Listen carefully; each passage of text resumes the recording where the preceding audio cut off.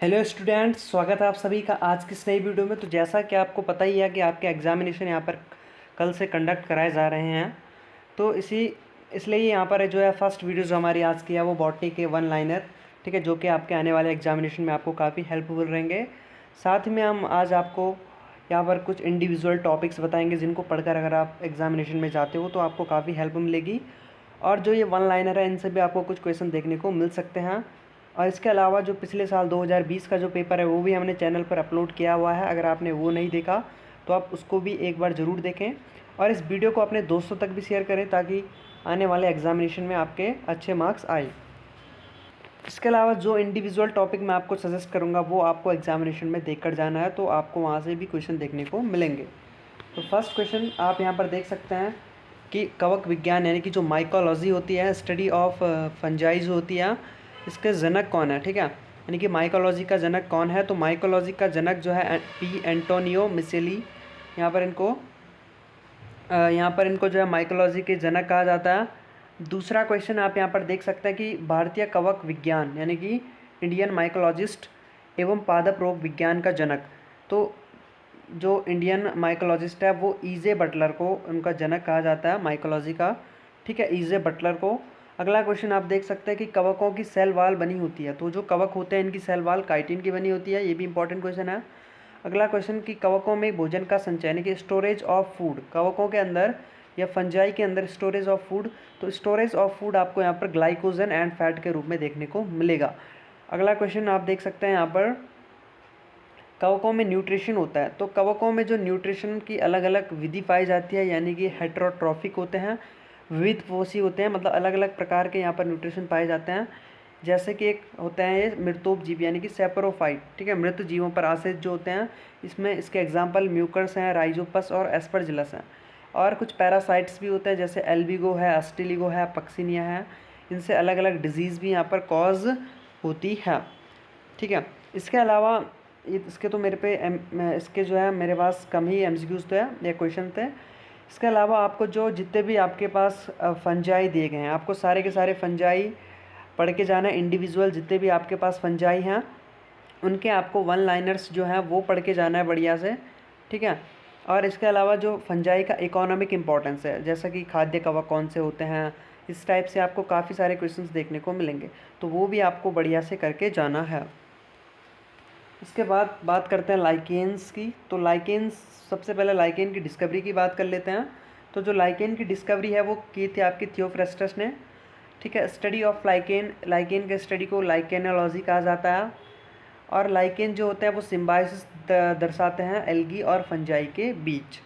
अगला question, lichen में जो एल्गी का जो भाग होता है, ठीक है, यानी कि जो एल्गी होता है वो प्राय क्लोरोफाइसी या साइनोफाइसी का होता है, मतलब आपको जनरली लाइकेन में एल्गी साइनोफाइसी या क्लोरोफाइसी के देखने को मिलेंगे।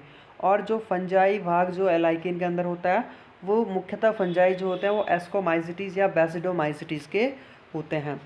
इसके बाद जो है वैज्ञानिक एक यू नामक साइंटिस्ट था, इसने जो है 1899 में लाइकेन को 3 भागों में बांटा था। एक क्रस्टोज लाइकेन होते हैं, एक फॉलिकोज लाइकेन होते हैं और एक फ्रूटिकोज लाइकेन होते हैं, ठीक है। चट्टानों पर मिलने वाले हैं, कुछ यहाँ पर आपको पौधों की सरफेस पर मिलने वाले हैं, इसी टाइप से इन्होंने यहाँ पर तीन टाइप से जो बांटा है, ठीक है। तो इसके एग्जाम्पल भी आपको याद करने, जैसे क्रस्टोस लाइकेन के लिकेनोरा और ग्रेफिस, ठीक है। फॉलियोस के आपके परमोलिया और फाइसिया और फ्रूटिकोस के आपके असनिया और क्लेडोनिया है, ठीक है। तो आपको ये भी बढ़िया से बढ़ के जाना है। इसके बाद आप देख सकते हैं कि लाइकेन का थैलस, जो लाइकेन का थैलस है उसको बोलते हैं कंसोर्टियम, ठीक है, लाइकेन का थैलस कंसोर्टियम। इसके बाद लाइकेन का जो फंजाई वाला भाग होता है उसको बोलते हैं माइकोबायंट, और एल्गी वाला भाग जो लाइकेन का होता है इसको बोलते हैं फाइकोबायंट। इसके अलावा इसका इकोनॉमिक इंपॉर्टेंस बहुत इंपॉर्टेंट है, आपको इकोनॉमिक इंपॉर्टेंस से काफ़ी सारे क्वेश्चन एग्जामिनेशन में देखने को मिलेंगे। जैसा आप यहाँ पर एक क्वेश्चन देख सकते हैं कि रेंडियर मास किसे कहा जाता है, क्वेश्चन पिछले बार भी आ रखा था। तो क्लैडिनेरा रेंजीफेरा जो होता है इसको ही हम रेंडियर मास कहते हैं। एक आपका असनिया होता है, ठीक है, असनिया से असनिक एसिड यहाँ पर प्राप्त किया जाता है जो कि एक एंटीबायोटिक के रूप में यूज़ होता है। ऐसे आपका जो डाइज होते हैं, रंजक को कहाँ से प्राप्त किया जाता है, तो बहुत इंपॉर्टेंट लाइकेन रोसेला टिंक्टोरिया जो है यहाँ से काफ़ी सारी डाइज प्राप्त की जाती हैं। इसके अलावा हवन सामग्री या धूप वगैरह जो बनाई जाती है वो रामलीला से बनाई जाती है, ये भी इम्पोर्टेंट है। आपको काफ़ी सारे जितने भी आपकी बुक्स पे इकोनॉमिक इंपॉर्टेंस दे रखे हैं लाइकेंस के, वो भी आपको बहुत अच्छे से करके जाना है। इसके अलावा यहाँ पर दे रखा है कि कुछ लाइकेन मरुस्थल स्थानों में के पत्थर पर उगते हैं, जैसे आपको लेकेनोरा और एस्कुलेंटा, ठीक है। और यहाँ पर कैल्शियम ऑक्जेलेट भी पाया जाता है इन चट्टानों के ऊपर, जहाँ पर भी ये लाइकेन मिलते हैं। इसके अलावा ये प्लांट सक्सीनेशन में भी मदद करता है, यानी कि जहाँ पर ऐसी भूमि जो बंजर है या चट्टानें जो बंजर है, वहाँ पर अगर प्लांट सक्सीनेशन अगर होता है तो वो भी लाइकेन के द्वारा ही होता है। इसके अलावा लाइकेन्स में आपको इकोनॉमिक इम्पोर्टेंस के अलावा आपको इसके बेसिक टर्म्स देख के जाना है। यहाँ से काफ़ी सारे क्वेश्चन एग्जामिनेशन में आपको देखने को मिलेंगे। इसके अलावा जो यूनिट 3 थी, इसके मेरे पास ज़्यादा क्वेश्चन तो थे नहीं, ठीक है। यूनिट 3 में आपको जो नाइट्रोजन साइकिल्स वगैरह और माइक्रो ऑर्गेनिज्म के का जो क्लासिफिकेशन दिया गया है, उनका डिस्ट्रीब्यूशन, वो भी आपको अच्छे से पढ़ के जाना है। तो ऐसा ही यहाँ पर एक क्वेश्चन जो ऑटोक्लेविंग होता है, तो ऑटोक्लेविंग जो होता है वो स्टेरिलाइजेशन बाय रेडिएशन के द्वारा जो आपका स्टेरिलाइजेशन होता है उसी को ऑटोक्लेविंग कहते हैं। तो आपको जितने भी अदर प्रोसेस यहाँ पर दे रखे हैं वो सारे इस यूनिट के आपको पढ़ के जाना है। अगली यूनिट आपकी बैक्टीरिया, वायरस और माइकोप्लाज्मा की है। यहाँ पर डिस्कवरी ऑफ वायरस, तो वायरस की जो डिस्कवरी है वो इवानोस्की ने 1892 में टीएमबी में की थी, ठीक है। इसके बाद सबसे पहले वायरस को किसने आइसोलेट या क्रिस्टलाइन फॉर्म में पृथक किया था, तो आपका स्टैनले ने 1935 में टीएमबी को क्या किया था, सबसे पहले क्रिस्टलाइन फॉर्म में देखा था। इसके बाद वायरस के प्रत्येक कण को कहते हैं, तो वायरस का प्रत्येक मॉलिक्यूल जो होता है इसको वेरियन कहते हैं। अगला क्वेश्चन, वायरस के चारों ओर रक्षात्मक प्रोटीन आवरण को कहते हैं। तो देखो जो वायरस होता है इसका जो चारों ओर का पूरा जो आवरण होता है उसको कैप्सिड कहते हैं, और ये कैप्सिड जो है काफ़ी छोटे छोटे सब यूनिट से मिलकर बना होता है जिनको कैप्सोमियर्स कहते हैं। आपको वायरस का स्ट्रक्चर्स अच्छे से पढ़ के जाना है क्योंकि यहाँ से भी क्वेश्चन देखने को आपको मिलेंगे। और वायरस के इकोनॉमिक इम्पोर्टेंस, वायरस से जो होने वाली डिजीज़ हैं, ठीक है, वो सारी आपको पढ़ के जाना है क्योंकि यहाँ से भी क्वेश्चन बनने वाले हैं। इसके अलावा बैक्टीरियोफाज की जो खोज की थी वो ट्वार्ट और डी हैरल ने की थी, ठीक है। बैक्टीरियोफाज आपको पता ही है वो वायरस होते हैं जो बैक्टीरिया को जो ख़त्म कर देते हैं। इसके बाद माइकोप्लाज्मा की जो खोज की थी वो नॉकार्ड और रोस्क ने की थी, ठीक है। सबसे छोटी जीवित कोशिका माइकोप्लाज्मा होती है। सूक्ष्म जीवी संसार का जोकर, क्योंकि ये अपना साइज़ बदलता रहता है क्योंकि इनमें सेल वॉल तो एब्सेंट होती है, इसीलिए ये अपना साइज़ बदलता रहता है। इसके बाद बैंगन में लिटिल लीफ भी माइकोप्लाज्मा के द्वारा होता है, ठीक है। और वायरॉइड्स जो होते हैं वो ओनली जेनेटिक मटेरियल जो इनका होता है वो ओनली आरएनए होता है। इसके अलावा आपको प्रियॉन्स का भी पता होगा, प्रियॉन्स का जेनेटिक मटेरियल ओनली प्रोटीन होता है।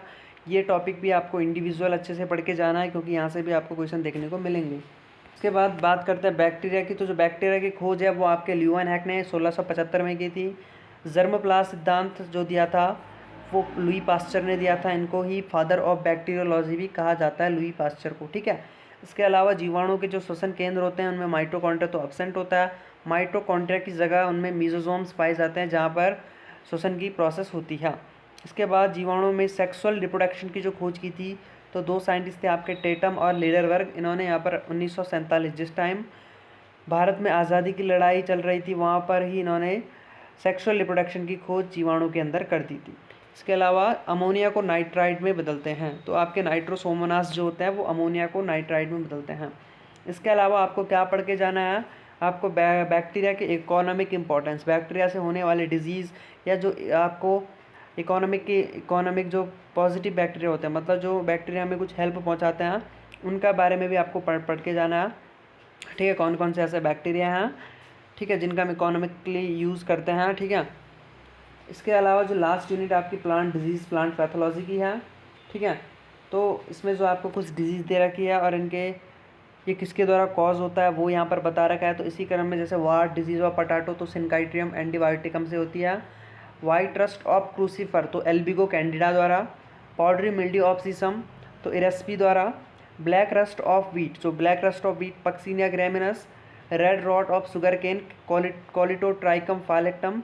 तो यहाँ से आपको एक क्वेश्चन ज़रूर देखने को मिलेगा।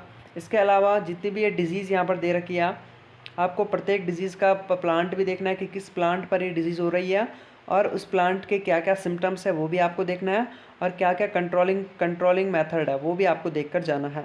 तो यहाँ से भी आपको काफ़ी सारे क्वेश्चन देखने को मिलेंगे।